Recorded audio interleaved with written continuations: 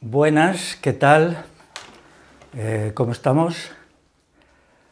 Hoy quiero dedicar esta pieza oratoria, llamándola así, pieza oratoria, a un asunto que es decisivo en muchos aspectos, que es el de la concepción épica de la vida. Vivir la vida con épica es fundamental para lo público, es decir, para lo político y lo social, y para lo privado. Una vida con épica es una vida con grandeza, con energía y con voluntad de ser.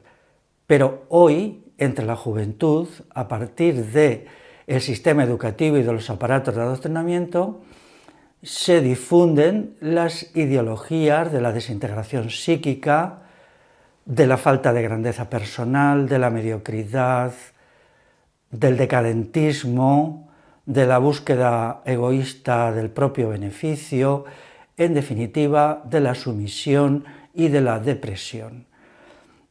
Cuando caminamos por las calles de las ciudades y encontramos esa falta de irradiación en los rostros de mucha gente, esa ausencia de grandeza y emoción, es debido a que la concepción épica del mundo ha sido erradicada y ha sido excluida de nuestras vidas. Si se me pregunta qué textos es posible leer sobre épica, sobre heroísmo, solo se me ocurre uno, y además no me convence mucho, que es el libro de Thomas Carlyle titulado Los héroes, el culto a los héroes y lo heroico en la historia. Este texto me parece que es de principios del siglo XX y aquí este autor inglés sí se declara a favor de lo heroico, pero de una manera que no es la mía. Hay una diferencia sustancial porque él no considera que la épica tiene que estar al servicio del bien y la virtud, sino que la considera inicialmente un valor en sí mismo. Y esto, en esencia, no es cierto, porque también existe una épica al servicio del mal, al servicio de la opresión, del imperialismo, de los fanatismos religiosos, y entonces yo no estoy a favor de esa épica. Ni siquiera estoy a favor de la concepción épica de Homero. Homero es un gran poeta, indudablemente, pero lo que él dice no es lo que yo digo. Su interpretación de la grandeza de ánimo y la disposición para el combate no es lo que debería ser, porque en definitiva sus héroes son brutales, son egoístas, a menudo son más bandidos y filibusteros que combatientes por el bien del género humano. La épica sobre todo es un estilo de vida, por lo tanto no se encuentra en los libros. Es una manera de ser, una manera de estar, un modo de comportarse, y se manifiesta con 4 rasgos. El primero es concebir la existencia como un combate por el bien y la virtud. El segundo es desear los sinsabores y dolores del combate a los goces y placeres de la cotidianidad. En tercer lugar, es superar el temor, no dejarse vencer por el miedo a la persecución y al dolor. En cuarto lugar, es asumir responsabilidades y aceptar tareas difíciles y peligrosas. La noción de lo difícil, de lo complejo, de lo peligroso, está en el corazón mismo de la épica. En suma, la ética es una moralidad práctica, algo que se vive, algo que se hace. Quiero decir que existe el heroísmo como actos heroicos, pero no el héroe. Los seres humanos somos demasiado limitados, demasiado mediocres para ser héroes. Eso es una construcción. Lo que sí es verdad, podemos hacer un esfuerzo permanente por mantenernos en pie, por vivir épicamente, pero siempre hay muchas caídas y recaídas, siempre hay una tendencia a la comodidad, a la poltronería, a la negatividad, a considerar que el bien tiene que venir y no que tiene que construirse algo que llega más, algo que es el resultado de nuestro personal esfuerzo. Por tanto, yo ya he renunciado a la idea de los héroes y me contento con los actos heroicos, con los comportamientos que de alguna manera puedan ser aceptables. Quiero decir que una ética épica es igual para mujeres que para hombres. No hay una épica masculina y no hay una épica femenina.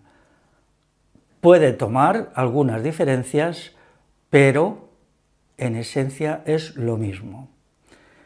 Igualmente, he de decir que la ética es la cosmovisión de los jóvenes. La juventud es o debería ser épica, hoy no lo es. Estamos ante el fenómeno que alguien ha descrito de los viejóvenes, debido al adoctrinamiento y a las condiciones de existencia que pone el sistema educativo. La juventud ha dejado de cumplir la función que ha tenido durante milenios, que es ser un elemento de ruptura, una fuerza de subversión y una potencia de revolución. Tenemos una juventud resignada, muy volcada en valores hedonistas, felicistas, eudemonistas, muy deseosa de simplemente buena vida, que la interpretan como continuación con la que han llevado sus padres, cuando la juventud es la época del esfuerzo, del sacrificio, del asumir riesgos. ¿Qué podemos decir? Que nuestra juventud es el resultado de una sociedad senil, una sociedad que representa el ocaso de Occidente, la decadencia del mundo, la falta de disposición para la creación de una nueva civilización con unos nuevos valores, unas nuevas estructuras políticas y un nuevo orden económico, superador del actual en un sentido positivo. Este es el estado de cosas y aquí nos situamos para intentar remediarlo en la medida que sea posible. La ética, he dicho que es épica, he dicho que es heroica, pero también quiero decir que existe una ética agonística o agonista. Lo he encontrado escrito en los poquísimos lugares donde aparece esta palabra de las dos maneras, agonística o agonista, del griego agón, que significa combate. Curiosamente, he consultado varios diccionarios de ética y en ningún lugar aparece esto, porque la ética, la poquita que hay, pues básicamente es una ética negativa, es una ética no ética, básicamente epicúrea, que es la peor de todas las éticas posibles, es el epicureísmo. El epicureísmo es la destrucción del ser humano, la conversión del individuo en nada, la degradación de la sociedad. Epicuro creó aquello y con esa cosmovisión funesta precipitó a toda Grecia en su destrucción. ¿Por qué hoy necesitamos de una ética agonística? Pues en primer lugar por las características de nuestro tiempo. Vivimos un momento en que el humano está siendo destruido.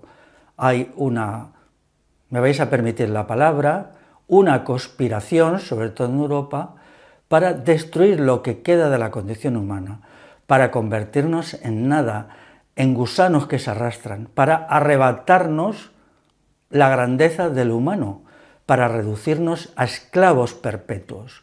Este es el proyecto de las élites europeas, sobre todo de las élites alemanas, como ya he dicho tantas veces, continuadoras del nacionalsocialismo de Hitler. Por lo tanto, el combate por afirmar y desarrollar lo humano es la tarea número uno de nuestra época, y eso exige una personalidad épica, heroica y agonística o agonista. Los próximos 30 o 40 años dirán si hemos sido capaces de crear este tipo de persona, que no puede ser creada, solo puede ser autocreada, cada cual lo suyo o no. Y en segundo lugar, debemos de escoger, o yo os animo a que escojáis esta épica, porque el ser humano únicamente logra su máximo en las situaciones límites. Quien se contenta con la comodidad no se conoce a sí mismo. Uno se conoce a sí mismo en lo difícil, en los momentos límites, en las situaciones extremas, cuando se lo juega todo. Es ahí cuando se descubre con una inteligencia multiplicada, con una voluntad magnífica, con una sensibilidad extrema, con una energía física máxima. Por tanto, cuanto más elijamos estas vidas de límites, de las situaciones límites, de llegar al extremo, más nos construiremos como sujetos de calidad. No existen sujetos de calidad para la mediocridad. La mediocridad nos destruye, nos aplasta, nos lamina, nos deja a ras de suelo. Se ha dicho que la grandeza del ser humano viene determinada por la grandeza de sus metas. Si las metas no son grandiosas, no hay grandeza en el ser humano. Así pues, tenemos que decir que el razonamiento también es al revés. Si el ser humano quiere construirse con grandeza, debe de marcarse metas grandiosas, y esas metas grandiosas son las propias de la épica. Yo ahora estoy muy decepcionado de toda la filosofía que he ido leyendo, de casi toda. Por ejemplo, lo que más se acerca al ideal de una vida épica son los cínicos, los filósofos cínicos griegos, pero ellos con todo no eran revolucionarios, eran meramente rebeldes, estaban ahí, pero no tenían un proyecto de transformación de la sociedad, y el proyecto de transformación personal tenía muchas lagunas. Algún día haré un discurso sobre las limitaciones de la filosofía clásica, pero hoy solo os advierto de mi decepción. Luego están las éticas de la mediocridad, que es en las que se enseñan en las facultades de filosofía, sobre las que se han escrito miles de libros y las que orientan la vida del desventurado gusanito de la cultura occidental. Sí, esa cosa que parece un ser humano, pero solo es un gusanito. Y no lo digo como insulto, sino lo digo con dolor. En primer lugar, la ética hedonista, tan querida por el progresismo y por la izquierda, ¿no? Bueno, nos anima a llevar una vida de cerdos. Quien quiera llevar una vida de cerdos, pues adelante. Ahí tiene la ética hedonista y se puede refocilar en el barro todo lo que le guste. Luego está la ética eudemonista o felicista, que parece más inteligente, pero es realmente una existencia burguesa, mediocre, pendiente del logro de la propia felicidad. Siempre me río y siempre lo digo. La búsqueda de la propia felicidad crea tanta ansiedad que hace muy infelices a los que buscan la felicidad. Por lo tanto, aquí hay un contrasentido. Cuanto más se busque la felicidad, más se consigue la infelicidad, porque la ansiedad y el estrés de no lograrla, pues eso te daña mucho por dentro. Lo mejor es desentenderse del problema, ni felicidad ni infelicidad, simplemente afelicidad. Es un falso problema.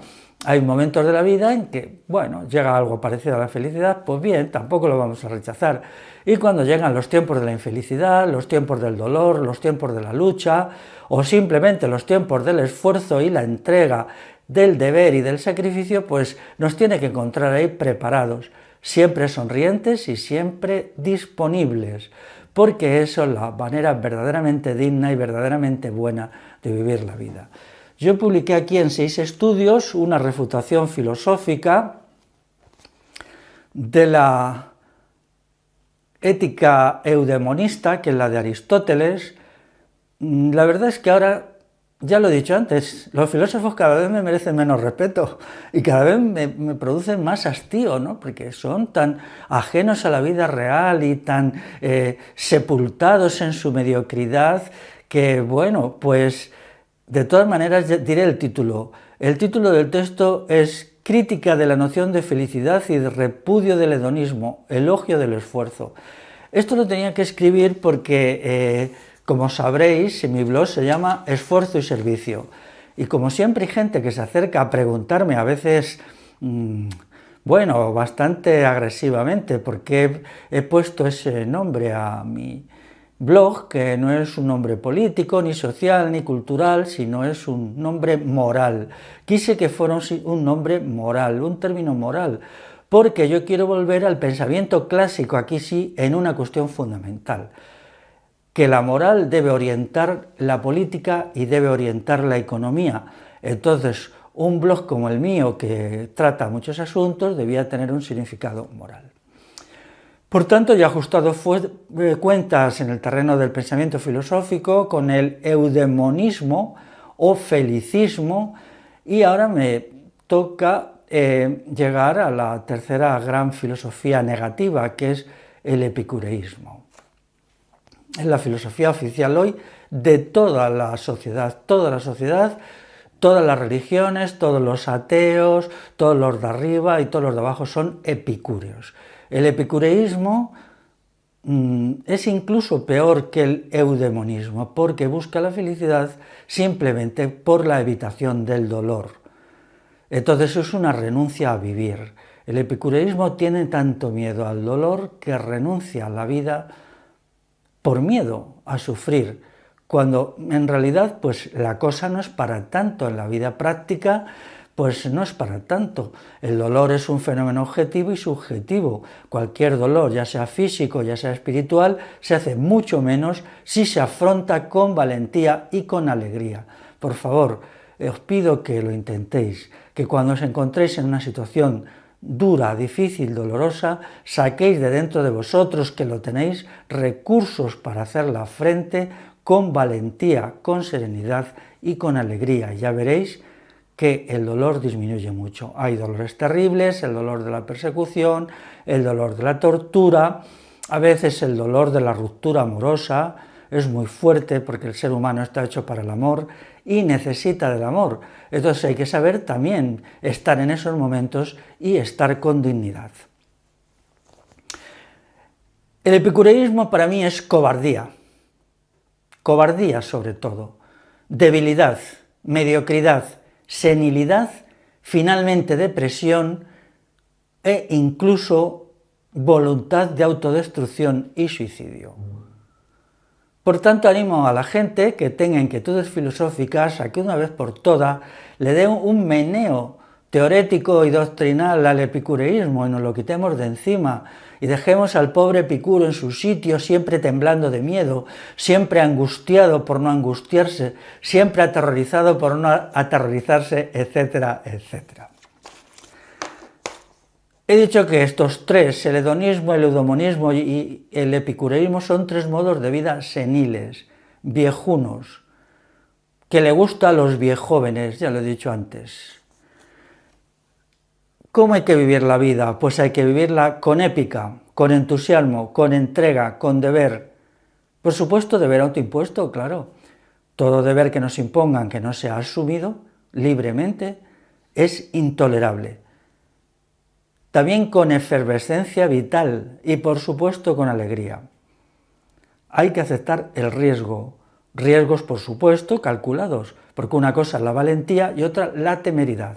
La temeridad es una cosa casi de los locos. La valentía es una virtud de los seres humanos. Hay que aceptar el peligro forma parte de la vida, nos curtimos en el peligro. Tenemos que saber estar de pie delante del peligro, delante de la gente que nos amenaza. Siempre habrá gente que nos amenace cuando nos pongamos del lado del bien y de la virtud, que es la quintesencia de la revolución. Por lo tanto, el peligro debe ser asumido como parte de la existencia. El deber, ya lo he dicho, y el sacrificio. El sacrificio es necesario. Todos estos juegos que dicen que vamos a hacer grandes cosas pero sin sacrificarnos, no es posible. Nada importante puede hacerse sin sacrificio y sin dolor, nada. Esos son fantasías. He conocido mucha gente que me ha explicado esto y al final lo que han hecho simplemente es quedarse en sus pequeños placeres, en sus miedos, en su nada. Si alguien quiere hacer algo importante en la vida, sea lo que sea, acepte pagar su cuota de dolor, es inevitable. Pero no olvidemos que la épica es alegría porque en sí misma es una existencia exaltante, es risueña a priori. La alegría no resulta de los logros, sino que es una a priori.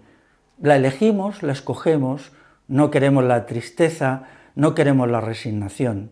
Y entonces, triunfemos o seamos derrotados, estaremos ante cualquier cosa que suceda con alegría. Igual que los cántabros que cuando fueron vencidos por Roma y se les sacrificó, ellos murieron cantando. Primero porque despreciaban a los romanos, qué mayor desprecio que demostrarle a los imperialistas romanos que no les tenían miedo, pero en segundo lugar porque ellos habían cumplido con su deber, habían luchado, y una vez que habían luchado, si habían sido derrotados no era tan importante, porque la lucha es la principal victoria. Ellos habían vencido a los romanos incluso cuando fueron derrotados porque habían luchado. Entonces, esa es la moral que se necesita en los tiempos por venir, cuando acontecimientos terribles en un sentido, grandiosos en otro, van a mover a la Europa. Dejamos a un lado la mediocridad. Entonces nos organizamos desde asumir las responsabilidades que nos correspondan, dar un paso adelante quiere decir, y no dejarnos dominar por el pánico. Antes he hablado de Homero. Homero no me gusta. Su épica no es la mía. Sus héroes son brutales, luchan por fines que no son aceptables, por conquistas, por capturar más esclavos, por hacerse con mayores cantidades de riqueza. Sin embargo, para muchos, incluso para Carlyle en su libro, Homero es el prototipo del bardo, del poeta que canta la épica y el heroísmo. No. Si me pedís un ejemplo práctico de heroísmo, yo os diré que son los combatientes de las milicias concejiles de los siglos X, XI, XII e incluso del XIII. El héroe combate y se sacrifica sin esperar nada a cambio. Si hay una búsqueda de algún bien particular, entonces ya no es un héroe, es un bandolero o es un logrero. Esa es la diferencia fundamental. No quiero decir que no haya que cuidar las propias necesidades, necesitamos una cantidad de bienes para sobrevivir y tenemos que conseguirlos, pero esos bienes son pocos, no son difíciles. Las metas no pueden ser ninguna de las metas sucias, civiles, por los cuales tanta gente a lo largo de la historia ha combatido. ¿Cuáles son las 4 metas viles que nunca pueden justificar un comportamiento épico? En primer lugar, el poder. Quien busca el poder para sí es el mayor de los malvados, bien sea el poder político, bien sea el poder económico, bien sea el poder personal.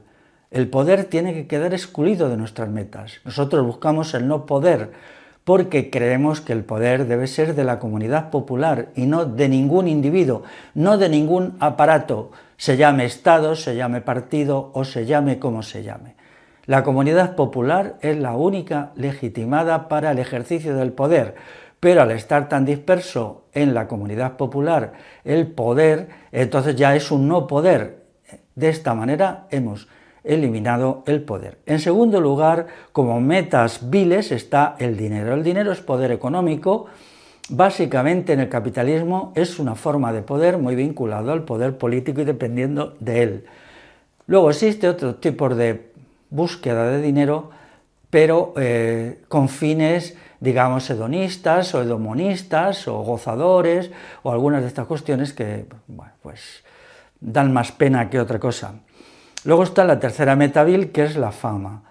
Quien busca la fama se ofende a sí mismo, se daña a sí mismo, porque esta búsqueda de fama le convierte en dependiente de los otros, en dependiente de los halagos, en vulnerable a las críticas, y entonces le convierte en un ser desestabilizado.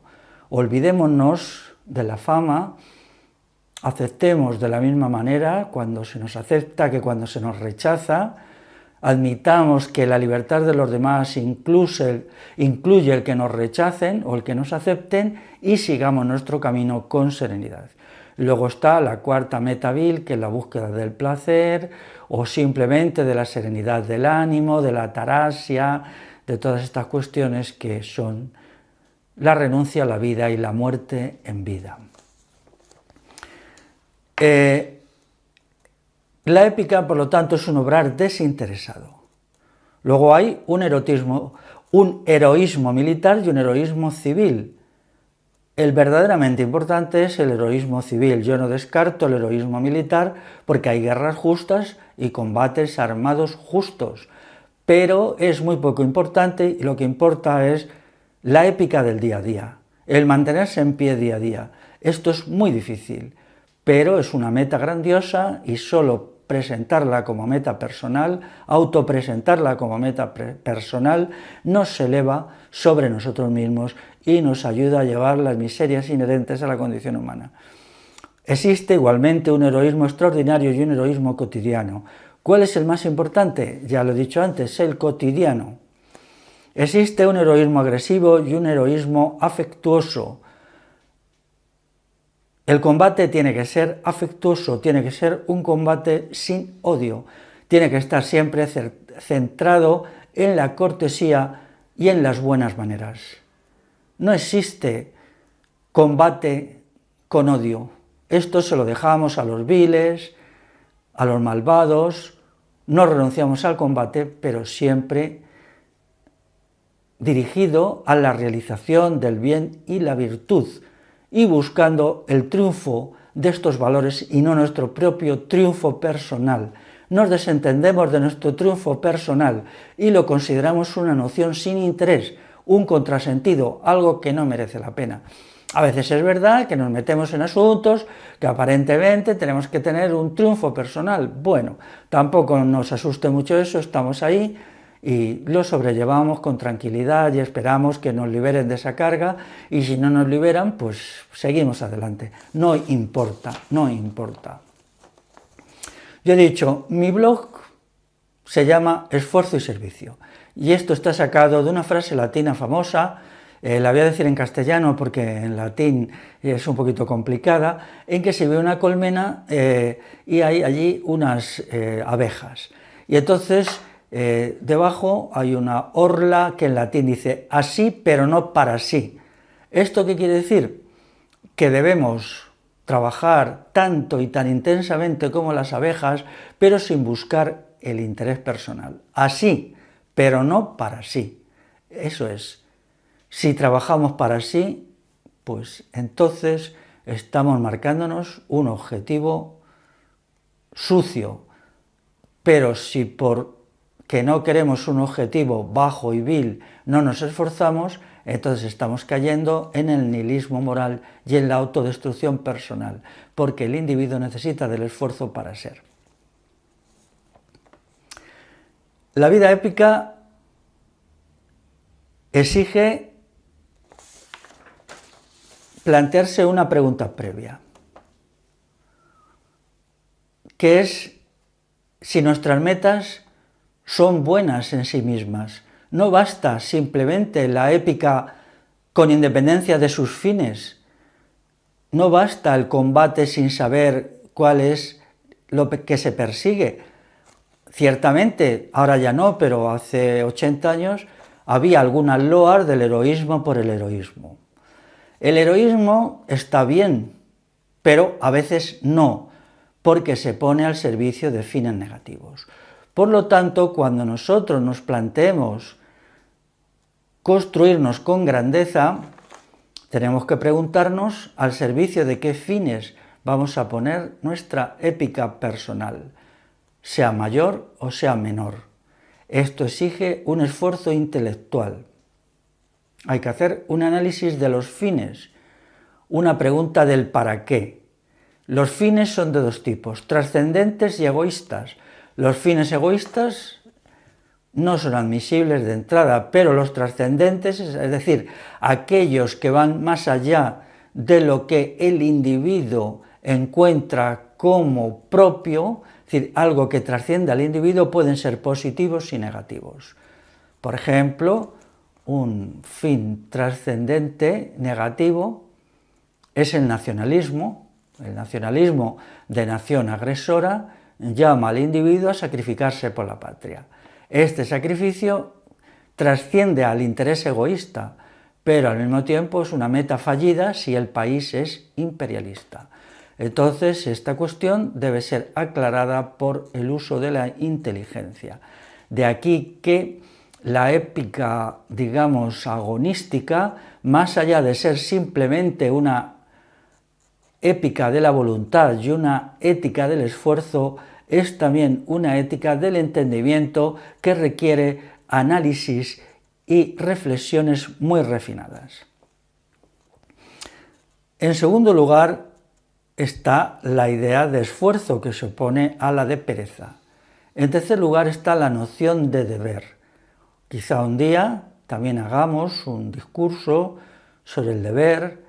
Quiero decir, lo haré yo, si vosotros me escucháis me podréis ayudar y estoy seguro que en algún momento lo haréis mejor que yo.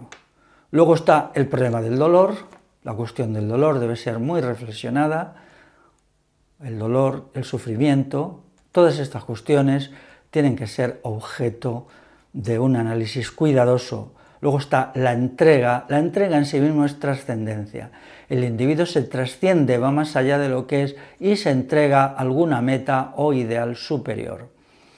Siempre una meta e ideal superior. En el terreno de lo privado, de lo personal, esto es diferente, puesto que toda entrega personal debe ir acompañada de la reciprocidad.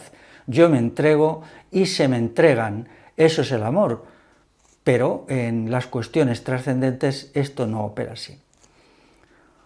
Luego está el combate conforme a una ética sodalicia que diferencia entre el enemigo y nosotros. Entonces las estrategias y tácticas que utilizamos contra el enemigo no la utilizamos en el seno de nosotros. Nosotros ponemos la otra mejilla y al enemigo le derrotamos.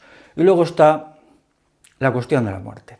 La cuestión de la muerte debe ser también mirada con serenidad.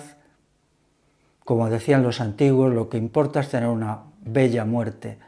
Y entonces ellos se preparaban a lo largo de su vida y hacían una reflexión permanente sobre la muerte. Se ha dicho que no hay vida buena si no se piensa en la muerte, si no se vive pensando en la muerte.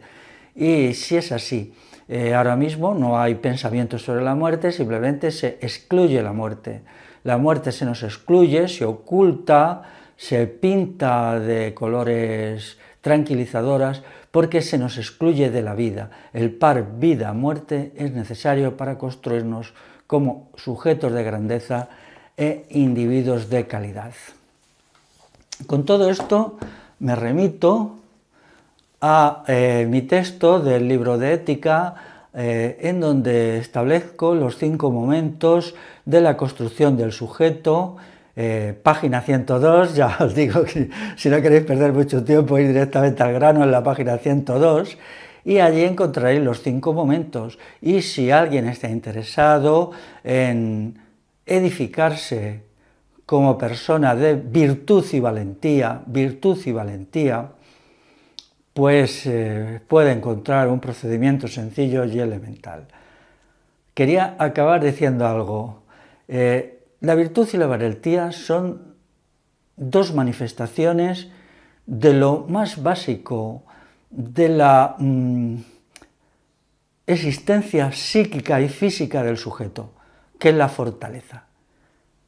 La fortaleza significa virtud, virtud y fortaleza son sinónimos, y de ahí sale la valentía. La valentía que afecta o que impregna la totalidad de la existencia de la persona, nos pone en pie y nos hace mirar a los demás como iguales, ya a los opresores, a los malvados, a los tiranos, a los explotadores, sin temor, como blanco de nuestra lucha, de nuestro esfuerzo. Bien, y nada más. Por ahí basta y espero que os vayáis aficionando a la filosofía moral y que podamos hacer grandes cosas juntos. Hasta luego.